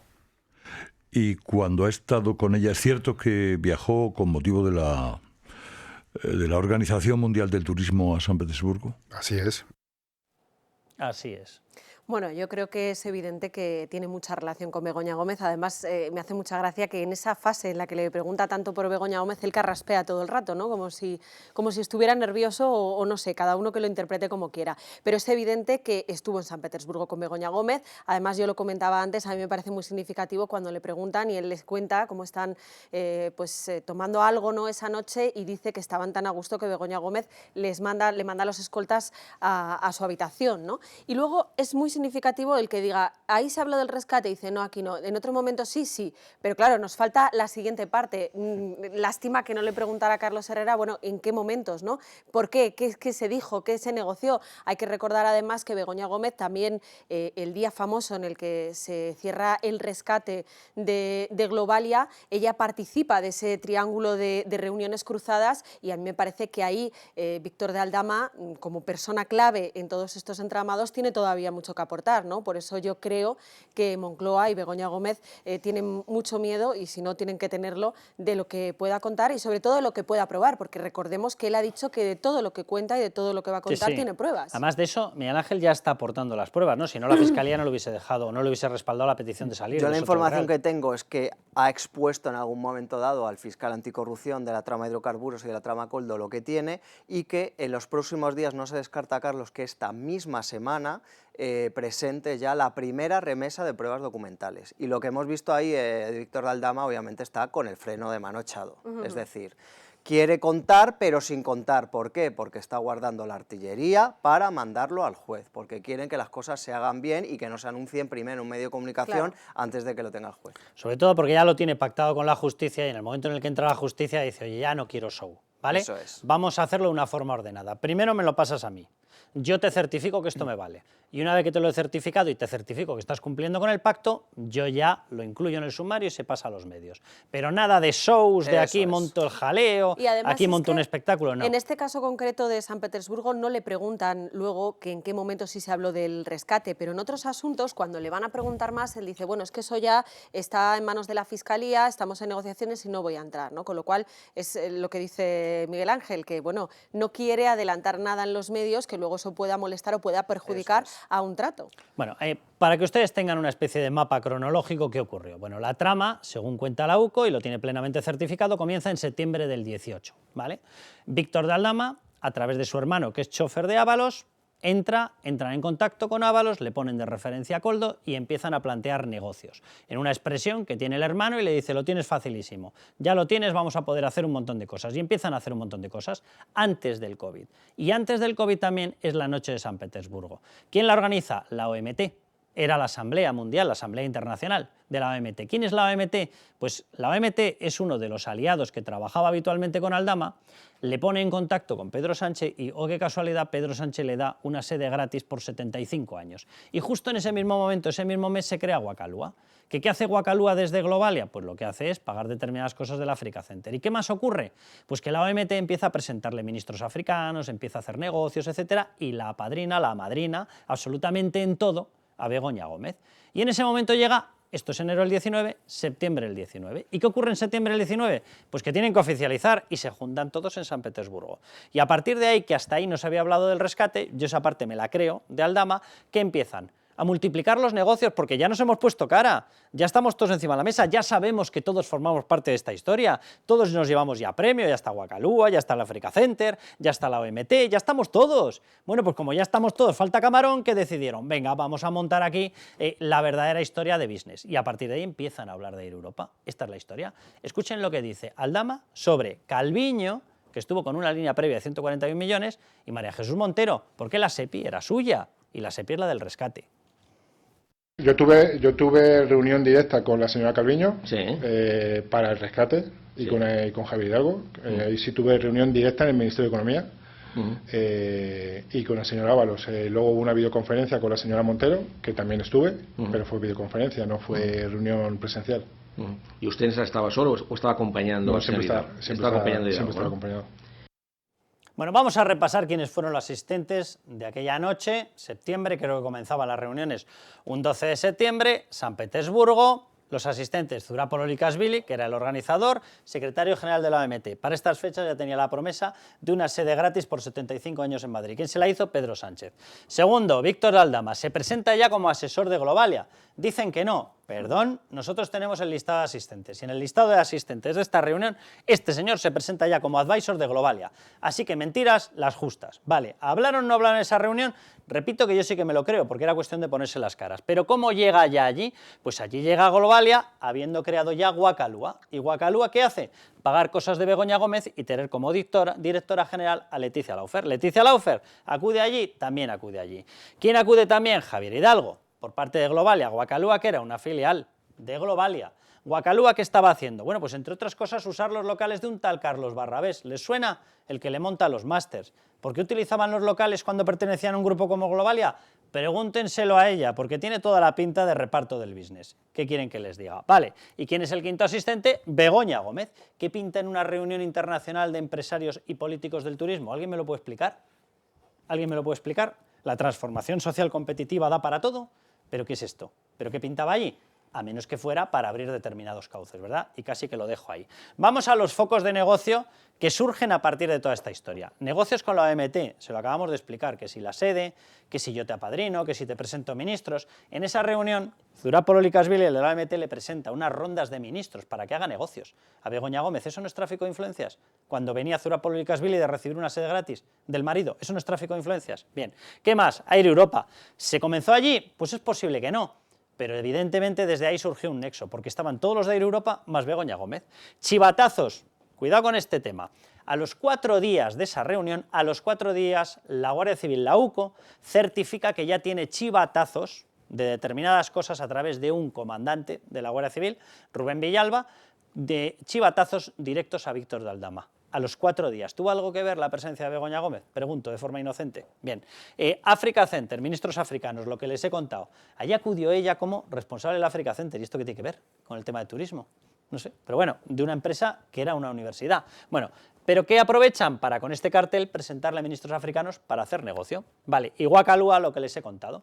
Wacalúa se crea justo el mismo mes que recibe el pago de la sede, la OMT, y Wacalúa, amparado por la OMT, Hub Internacional de Turismo, la consideran, la empiezan a meter en negocios y además paga determinadas cosas del Africa Center de Begoña Gómez. Y esta es la tarjeta de presentación, así se anunció, 120 países se reúnen en Rusia para la Asamblea General de la Organización Mundial de Turismo. Faltó poner aquí, y vendrá Begoña Gómez. Negocio asegurado.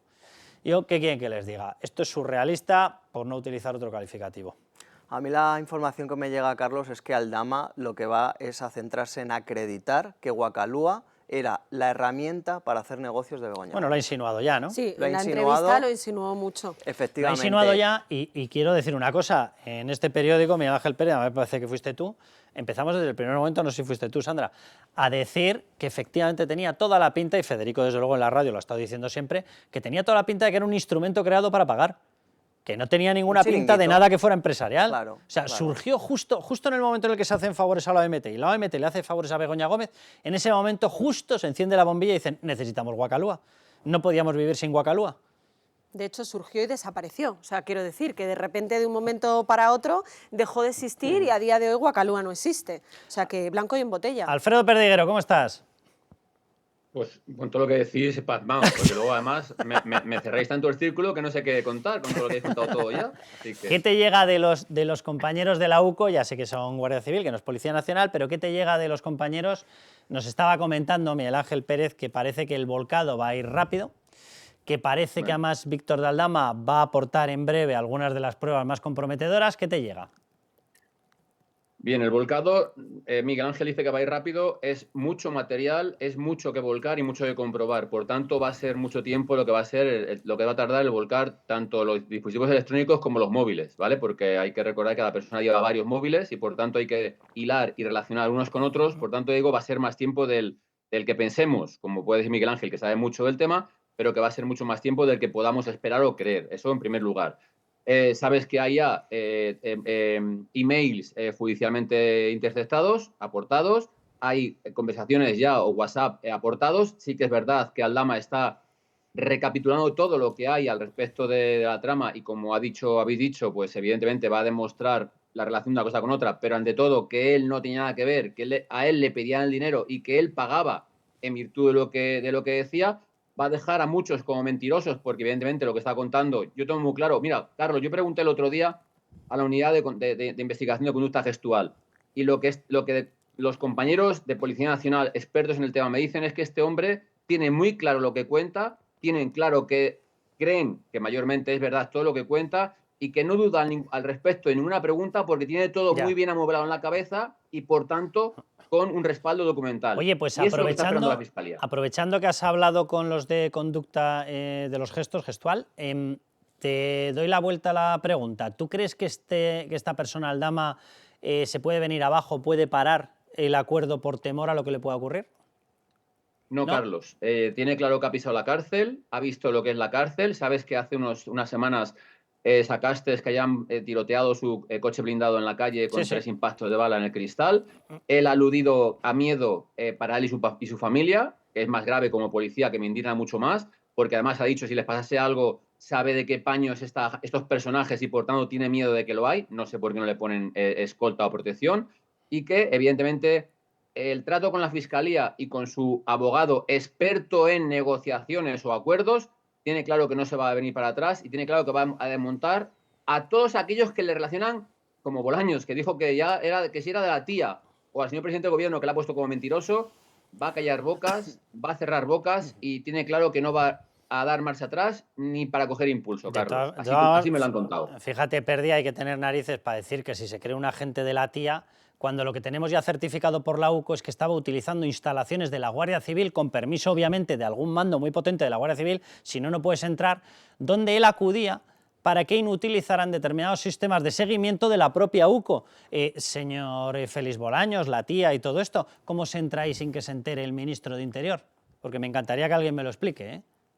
Pero es más, Carlos, estoy un punto más de inflexión. El coronel que le impone la medalla en mérito de la Guardia Civil en el año 22, si tú le escuchas, él, según lo cuenta, hay una relación más allá de un colaborador. Es decir, hay como una relación de amistad o de relación de algo mucho más gordo que un simple confidente que te da una noticia o una información cada X tiempo y le tienes ahí apartado, le tienes como comunicador, pero sin más. Es decir, hay una relación mucho más estrecha con ese responsable de la Guardia Civil, el cual le condecora la medalla y que dice que se pone un uniforme para hacer ese acto de entrega de medalla. Por tanto, es más, cuando él ha dicho que tiene miedo de que abran o hagan o digan que no hagan pública información antiterrorista y yihadista o de narcos, es porque evidentemente ha aportado mucha información y sabe esta gente de qué palo va y que por tanto tiene miedo de que pueda ocasionarle. Y que no quiere él, Aldama, de que relacionen las posibles agresiones, si las hubiere, que espero que no, hacia él y su familia, con crimen organizado y que si vienen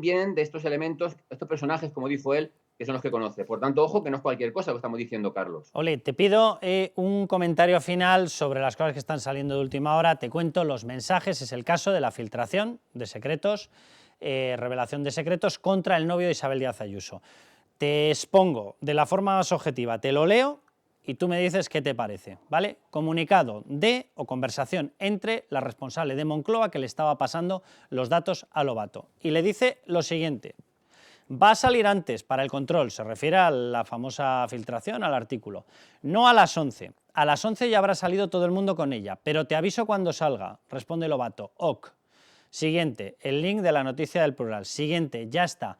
Te pregunto, como policía, ¿tú ves este tránsito y qué consideras? ¿Que está coordinada o que no está coordinada? ¿Que lo sabía o que no lo sabía la persona de Moncloa? Completamente, Carlos. No hace falta ser policía, aunque lleve 38 años. Es decir, blanco y embutida suele ser leche, y en este caso lo que se demuestra es que hay una confidencialidad, que hay una información puntual y que el otro, aunque tiene una pequeña duda, sí que es cierto, en algunos mensajes más, luego le pregunta como que realmente sabe o quiere hacerlo. Es decir, y el informe que saca, que le manda a esta mujer, la directora de gabinete, el director de gabinete, lo que demuestra es que no tiene marca al agua como si se hizo pública posteriormente. Por tanto, esa imagen es anterior a la publicación en el medio sin marca de agua. Por tanto, no es cualquier cosa. Ya digo, por una parte, lo que le dan, yo creo que cada vez se queda menos espacio para decir que es mentira. Y ojo, que lo que demuestra es que Lobato sabía más de lo que dice o tenía más conocimiento e información de lo que dice al respecto de lo que pregunta. Va a ser que sí, va a ser que sí. Correcto, pues por eso digo, y que luego después, claro, ¿cómo espera? O sea, él va al notario 7 meses después, cuando se enteran que la UCO interviene el teléfono del fiscal general del Estado, el terminal móvil, y que por tanto tiene miedo por lo que le pueda pasar, porque evidentemente demostraría lo que hay.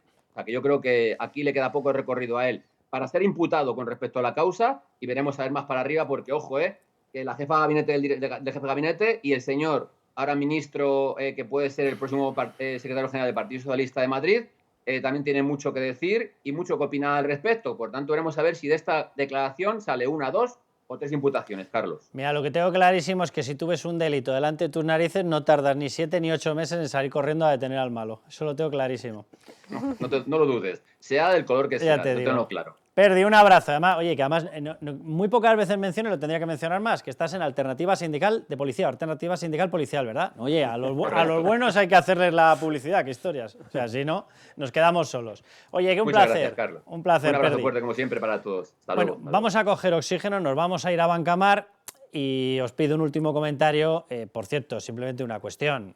Aquí siempre hemos defendido que Lobato de héroe, lo justo. Los héroes son otra cosa, ¿vale? ¿Qué es lo que le pasaba a él como cuestión particular? Él es técnico de Hacienda. Y él sabe que como aparezca y la cosa vaya pa'lante, como se suele decir, en tema penal por un delito de revelación de secretos, una de las penas que lleva aparejada es la inhabilitación profesional. Y va y resulta que él no hubiese perdido solamente un puesto, que ya se lo iba a haber quitado Pedro Sánchez, sino que perdía 2. Y esto en mi pueblo, 1 es la mitad de 2. Y hombre, pues tomó la decisión de sal no corriendo, sino muy lento, a intentar cubrir determinada parte donde acaba la espalda. Bien, vamos con Bancamar. Bancamar, nuestra solvencia, su tranquilidad. Patrocina este espacio. Bueno, pues vamos ya con Bancamar. Ya saben, el banco más solvente de España, y estamos en un periodo de compras muy especial. Bueno, estamos en plena fiebre del Black Friday y del Cyber Monday. Bueno, días en los que las compras online están al rojo vivo. Pero también, cuidado con esto, los ciberriesgos y la cobertura de los mismos es una cuestión muy importante. Bueno, para explicarlo nos acompaña Alfredo Merino, gerente de desarrollo de negocio de Bancamar. Primera pregunta, ¿podrías explicarnos por qué están creciendo tanto las ciberamenazas, especialmente en estas fechas? Hola, Carlos. Bueno, por el avance de la digitalización y por la mayor dependencia que tenemos de los sistemas online. Al final, los ciberdelincuentes son oportunistas y utilizan estas fechas para lanzar ataques por 2 motivos. Por un motivo de volumen, evidente. En estas fechas, tanto en Black Friday como en Cyber Monday y próximamente en Navidades, pues crecen las conexiones online, las transacciones online. De hecho, crecen por encima del 25% según los últimos estudios. Y esto hace que los ataques de los ciberdelincuentes sean más difíciles de detectar. Pensemos que hay millones de personas conectadas al mismo tiempo haciendo transacciones, unos más inexpertos y otros pues quizá más confiados, ¿no? Y el segundo motivo es un motivo psicológico. Al final recibimos todos muchísimas ofertas prácticamente increíbles y nos presionan de alguna manera para no dejar escapar estas gangas, ¿no? Esto lo que hace es que bajemos la guardia, lo conocen perfectamente los ciberdelincuentes y aplican sus técnicas, pues elaborando los emails con enlaces maliciosos o clonando webs de marcas reconocidas con falsos mensajes de urgencia. Esto lo que provoca es que más del 60% de los incidentes online tengan que ver con el factor humano, con el error humano. Hablas de presión. Bueno, esto tiene que ver con cómo funciona nuestra mente posiblemente y por qué caemos tan fácilmente en estas trampas. Explícanoslo. Bueno, todo tiene que ver. Al final, cada uno de nosotros tiene que tomar muchísimas decisiones al día. Se dice que tomamos unas 35.000 decisiones, de las cuales somos conscientes únicamente del 1%. Esto es posible porque aplicamos una serie de atajos para ayudarnos en el día a día. Estos atajos son los sesgos cognitivos, que si bien, como decía, nos ayudan, en el mundo digital pues nos pueden jugar una mala pasada. El ejemplo más simple es cuando recibimos muchas comunicaciones de ofertas prácticamente imposibles. Pues aquí en este tipo de ataques lo que tenemos son 3 sesgos fundamentales. El primer sesgo es el sesgo de la verdad ilusoria, según la cual cuando yo veo una oferta de una manera repetida, pues ya le doy un peso de verosimilitud. El segundo sesgo es el sesgo del anclaje. Veo muchas veces una oferta de una marca reconocida, ya no miro nada más, bajo la guardia y caigo en esta falsa oferta. Y por último, el sesgo del optimismo, que es aquello típico de a mí no me va a pasar, luego me pasa y es cuando tengo un problema. Todos estos sesgos son fundamentalmente los que explotan los ciberdelincuentes. Y muchas veces a nosotros se nos olvida que es más fácil hackear a una persona que a una máquina. Alfredo, si caemos en la trampa, ¿qué podemos hacer para protegernos o salvar los muebles en última instancia? Bueno, pues podemos hacer muchas cosas. La primera de ellas es tener conciencia de que somos vulnerables y que nos puede pasar a nosotros y por tanto ya tendríamos un primer paso muy importante. A partir de aquí podemos tomar decisiones como es la sensibilización y la formación, conocer que bueno, pues estas trampas existen y que tenemos que poner medidas y fundamentalmente verificar las webs en las que estamos interactuando, no fiarnos de las ofertas, evitar las wifis gratuitas y bueno, estos son hitos muy fáciles que van a marcar la diferencia, pero como todo en la vida puede fallar y no nos lo podemos jugar a una carta, pues evidentemente tenemos que tener otras alternativas, un plan B por llamarlo de alguna manera.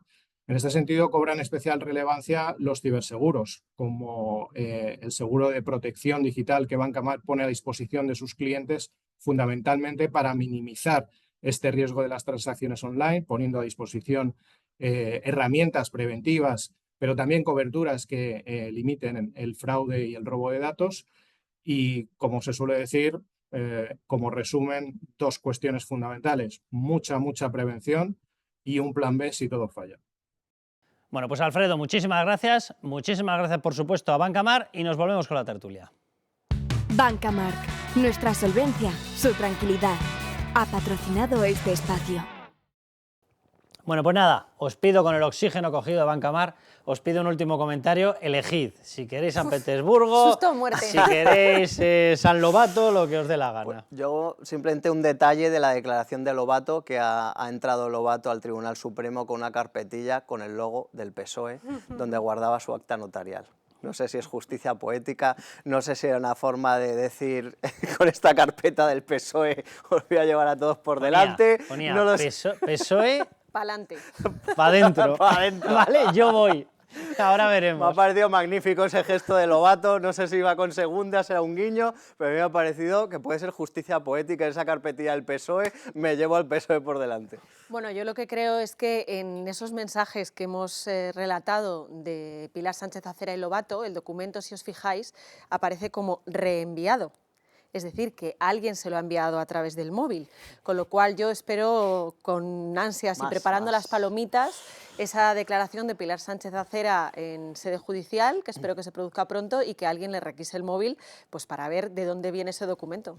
Bueno, voy a dar paso ya al bloque con Beatriz García, con Bea García, sobre el tema de Muface. Como teníamos pocos jaleos, ahora a destrozar Muface, pero antes de eso, supongo que no soy el único que se ha percatado. Enhorabuena a los jueces, porque por distintas vías, oye, van apareciendo un montón de móviles con mucha información. Y recuerdo que existe una cosa en España que se llama la doctrina del hallazgo casual. Es decir, aquí como del cerdo, se aprovecha todo. Cuando entras en un móvil, ni un solo delito se queda fuera. piezas separadas por todos los lados. Va a salir de todo, va a salir de todo. Si se interviene el móvil de alguno de los de Moncloa del gabinete, ¡hala, festival! Venga, vámonos con Muface.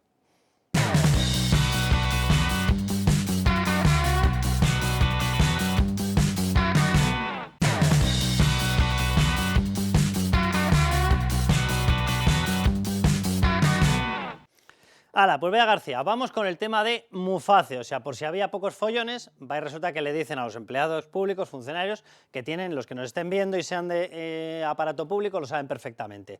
Pueden optar entre un aparato o una prestación sanitaria privada a través de Muface, que es una mutua, o pueden optar por la seguridad social, pero tenían la libertad de elegir. Llega esta gente y dice, nosotros somos muy públicos, espera que os vamos a imponer lo público. Y hay 1,5 millones de personas colgadas de la brocha que ven que les quitan lo de Muface, ahora dicen que es una solución intermedia. La cuestión es que está Muface que da vergüenza ajena. Es decir, ya les están bajando la pasta que tienen para poder pagar las prestaciones. Dice Pachi López, Óscar López, dicen que no. Lo cierto es que sobre lo que habían reclamado, porque todavía les deben incluso lo del COVID, no lo han recuperado. Hay un boquete y las aseguradoras que prestan el servicio están diciendo, oye, mira, majo, a mí o me sale esto hacia arriba en beneficios o va a prestar el servicio tu tía. ¿Cómo está y cómo acaba? Vea. Pues ahora mismo Muface está a punto de liquidarse, a punto de desaparecer. Desde el gobierno han o sea, tú no te crees la solución intermedia, ¿no?, que están hablando. No, ahora mismo hay dos posiciones en el gobierno, la del PSOE y la de Sumar. Muface está a punto o está más por desaparecer que por continuar este privilegio del que gozan los funcionarios. Decimos privilegio porque nosotros como trabajadores la empresa privada no podemos elegir. Si queremos una sanidad privada nos la tenemos que pagar. Los funcionarios disfrutaban de este beneficio de poder elegir y esto se les va a acabar porque, bueno, Podemos y Sumar llevan mucho tiempo intentando fulminar este sistema de salud. Que no les va a lo privado. ¿Y qué dice Sumar? ¿Quién tiene la culpa de ellos? No ellos mismos. Dice que tiene la culpa las aseguradoras. Vamos a oírles.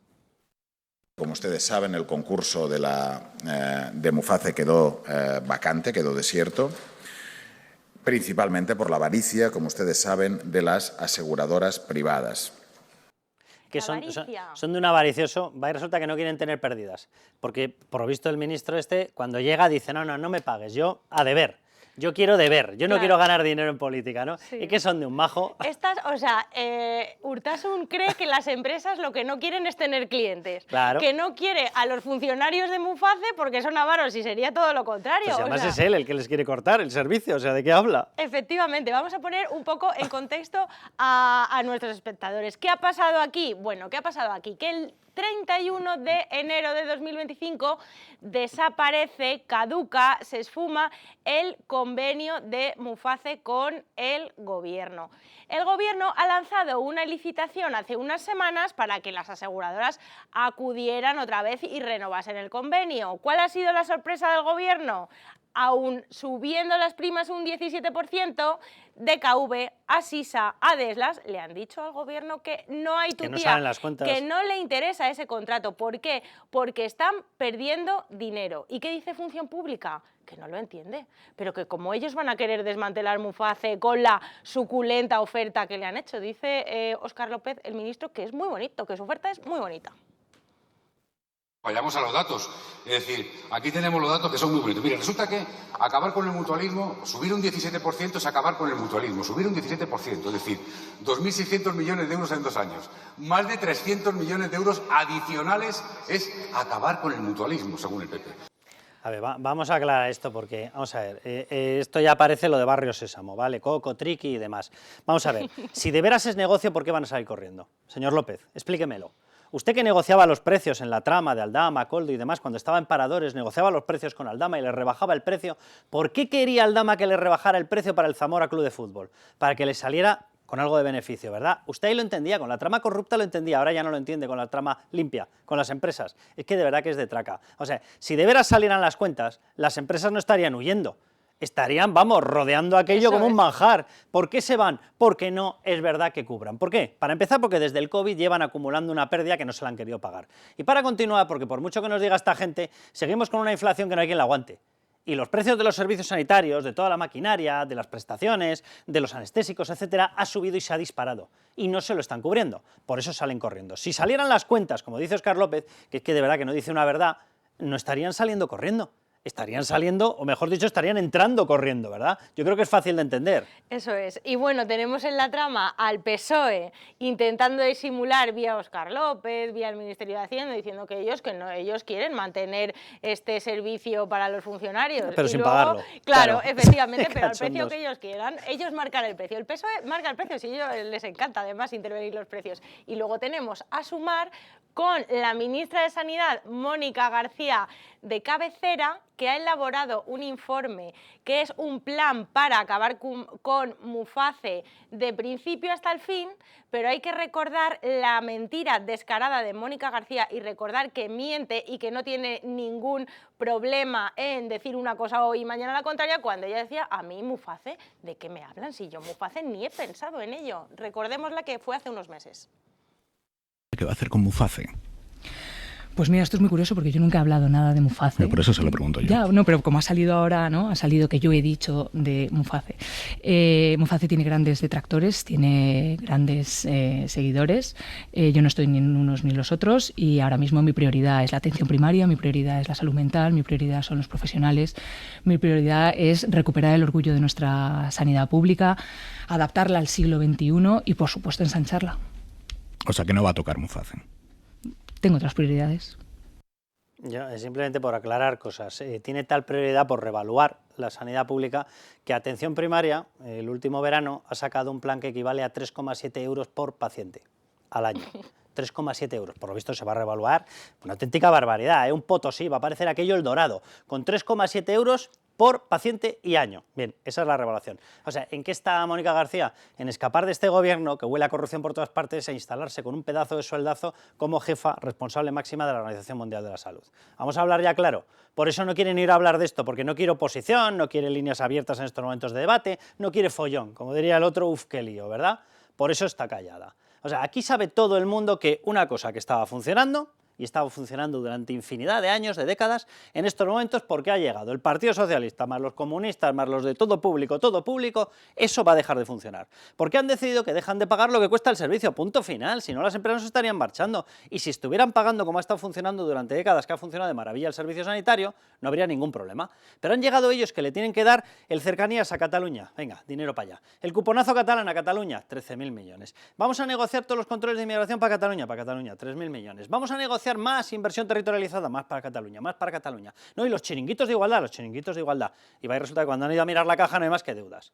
Y en ese momento, ¿qué ha ocurrido? Anda, mira a los funcionarios, va a ser que les quitamos el servicio privado. O sea, vamos a dejarnos de tonterías y de eufemismos. Esto es lo que está pasando. Luego cada uno puede tener la opinión que quiera sobre Muface o no Muface, pero los funcionarios tienen derecho a saber la realidad. Y la realidad es que aquí están los separatistas, aquí están los comunistas, aquí los feministas ultra, aquí los chupiecologistas, y abajo del todo, pues como ha ocurrido en las inundaciones, perdonen por el símil, abajo del todo está la gente.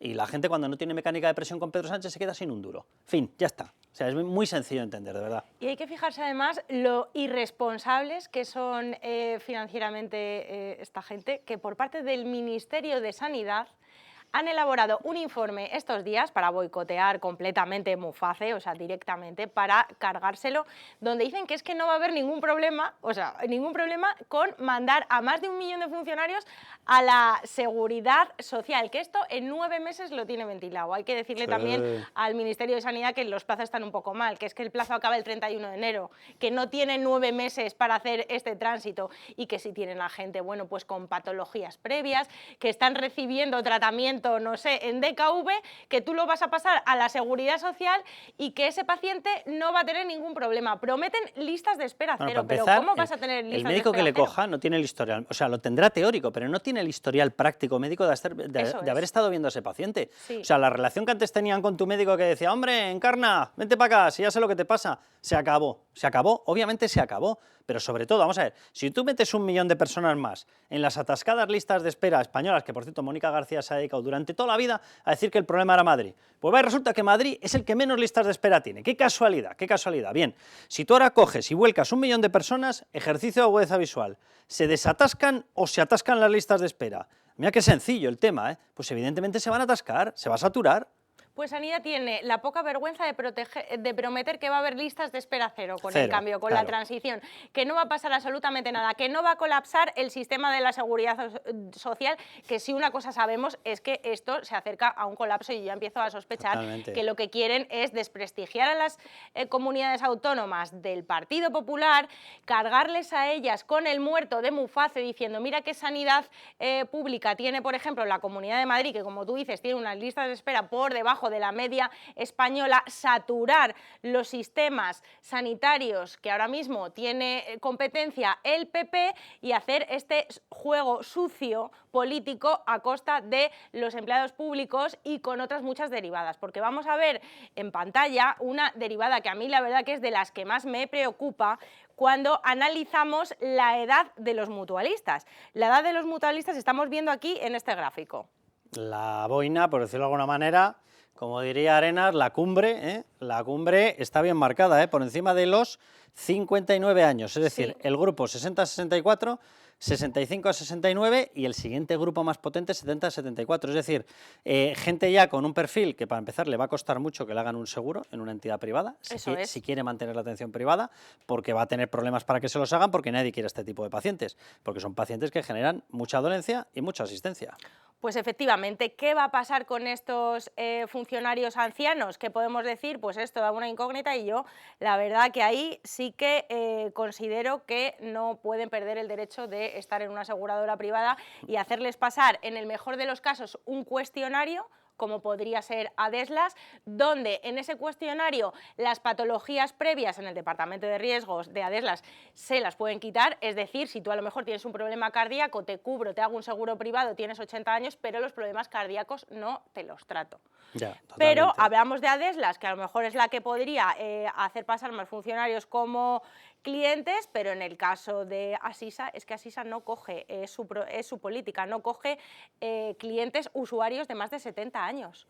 ¿Dónde están aquí los funcionarios de Asisa? No, pero sobre todo lo que políticamente no puedes negar, es decir, si el grueso de los pacientes que van a ser exportados de un sistema privado al sistema público son estos, que son los que más servicios te demandan, es evidente que vas a producir un atasco. O sea, yo no sé si colapso total, pero evidentemente las listas de espera, si estaban así, van a hacer así. Obvio. Sí, y aquí nos vamos a otro ejercicio de inseguridad jurídica. Tú, un funcionario, puedes estar de acuerdo o no con que tenga la sanidad privada pagada, sí, por todos los contribuyentes, pero se la habías consolidado como parte del sueldo. Ahora se la quitas, y se la quitas cuando más la necesita, que es cuando es mayor. Cuando pagamos una póliza privada con 30 años, pues normalmente las aseguradoras hacen una evaluación de riesgos, donde esos sí que es verdad que esos pacientes lo usan menos. ¿A cambio de qué? De los mayores. ¿Sabes en lo que me veo que acaba esto? Esto irá a tribunales, esto se reclamará judicialmente, esta gente acabará ganando, yo creo, porque jurídicamente tienen base para ganarlo, sí o sí.